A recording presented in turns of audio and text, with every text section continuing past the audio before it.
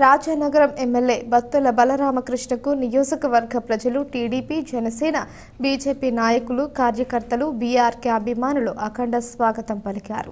16వ ఆంధ్రప్రదేశ్ శాసనసభలో రాజానగరం శాసనసభ్యుడిగా ప్రమాణ స్వీకారం చేసిన అనంతరం తొలిసారిగా విచ్చేసిన ఆయనకు గాఢాల వద్ద పూల వర్షంతో భారీ గజమాలతో స్వాగతం పలికింది.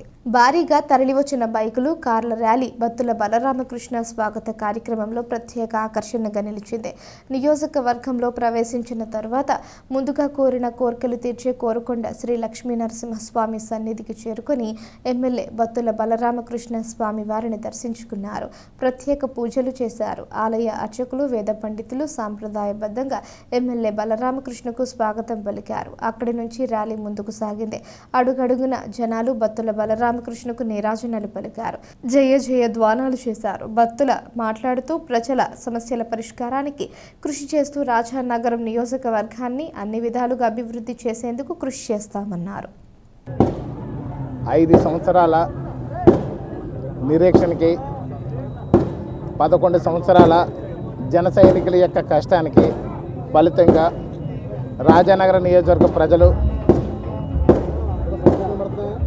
నాకు నియోజకవర్గంలో శాసనసభ్యులుగా గెలిచే అవకాశం ఇచ్చి వాళ్ళు ఆశీర్వదించారు. ఎమ్మెల్యే గెలిచిన తర్వాత రాజానగరం నియోజకవర్గంలో ప్రమాణ స్వీకారం చేసి రాజానగరం నియోజకవర్గాల్లో కార్యక్రమాలు మొదలుపెట్టే ముందు ఈ స్వయంభూ శ్రీ లక్ష్మీ నరసింహస్వామి వారి పరిపూర్ణ అనుగ్రహం పొంది వారి యొక్క పాదాల చెంత నుంచి కార్యక్రమాలు మొదలు పెట్టాలని చెప్పి రాబోయే 5 ఏళ్ళు మంచి పరిపాలన దక్షత ఇవ్వాలని, మంచి పరిపాలన దక్షత స్వామివారు నాకు అనుగ్రహించి ప్రజలకు మంచి సేవలు చేసే భాగ్యాన్ని నాకు కలిగించాలని, ఆ శక్తిని, యుక్తిని, జ్ఞానాన్ని స్వామివారు ప్రసాదించాలని కోరుకుని ఈరోజు మా ఇంటికి వెళ్ళటం జరుగుతుంది. ఖచ్చితంగా రాజానగరం నియోజకవర్గంలో ఒక మంచి అభివృద్ధిని చేసి చూపిస్తానని ఈ సందర్భంగా తెలియజేస్తున్నాను. సాగునీరు మీద రైతులకి పంపింగ్ హౌస్ల ద్వారా సాగునీరు అనేది ప్రజలకి ఖచ్చితంగా 2 పంటలకు సక్రమంగా అందించడం కోసం దాని మీద బాగా దృష్టి సారిస్తున్నాము. అదేవిధంగా ప్రజలకు తాగునీరు మీద సారిస్తున్నాము. రోడ్లు, డ్రైనేజీలు, వీధి లైట్లు, మిగిలిపోయినటువంటి ప్రాజెక్టుల మీద దృష్టి సారిస్తున్నాము.